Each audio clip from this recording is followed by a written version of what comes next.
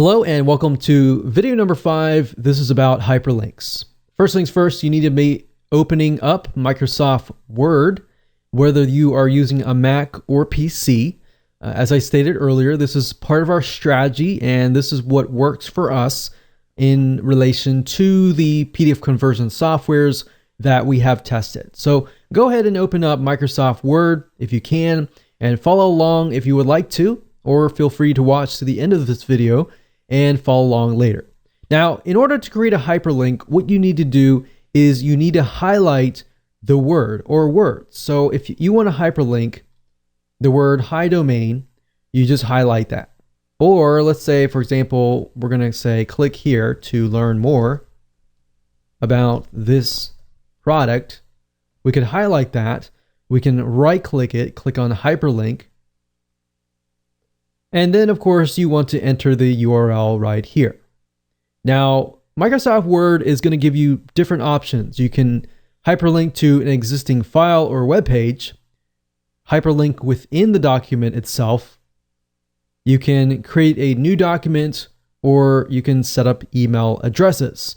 Now, for the purpose of this particular video course, remember, our goal is to link to our website or the website that we are promoting. So all we want to do is make sure this one is selected and then enter the URL. So in this case, make sure that you have http://www.yourdomain.com, whatever that might be.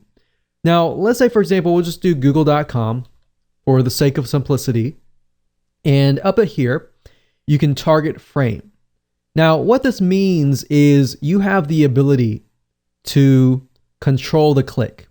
So if somebody opens up your PDF file, oftentimes, if you think about it, there are two different situations. Either the PDF file will be downloaded to their computer, and then they'll open it up via Adobe Acrobat Reader, or in a different situation, they will click the link and the PDF file will be opened up within their internet browser as a new tab.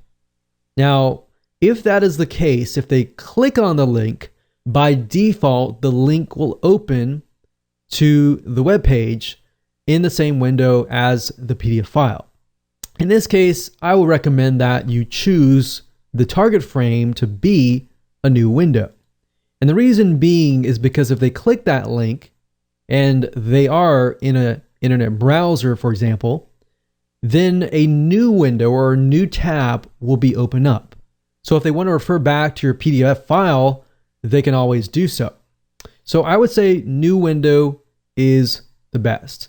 Now, as you can see, there are other options here: same frame, whole page, parent frame, and other advanced tactics here. But the one that primarily will probably do the best will be new window. Now, you will see an option that says set as default for all hyperlinks. Now, what that means is you're setting new window to all hyperlinks. So let's say, for example, that you have 30 hyperlinks that you created and you forgot to set it at new window, or you decide to switch it back to same frame. Instead of having to go one by one, all the way through and changing the setting right here, all you have to do is set as default for all hyperlinks, click OK, OK, and you're good to go. And that's it. That's how easy it is to hyperlink a text. Now, if you want to hyperlink, let's say, for example, a shape, you can also do that as well. So if we go over here to Insert, and we click on shape, and let's say, for example, we have an arrow and we want to create an arrow like this, and we'll make this arrow red. And why don't we turn this arrow around, and let's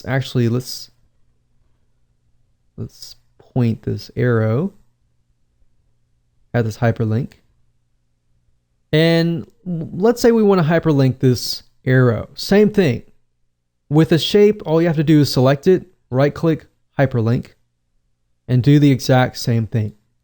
Now, you can do this exact same thing with other items as well. The only thing that you cannot do is, let's say, for example, that you wanted to hyperlink a section, but if you had a certain image or certain images clumped together and you wanted to hyperlink a whole section, you would have to have an advanced feature, which is a PDF conversion tool to do that, which would be part number 2.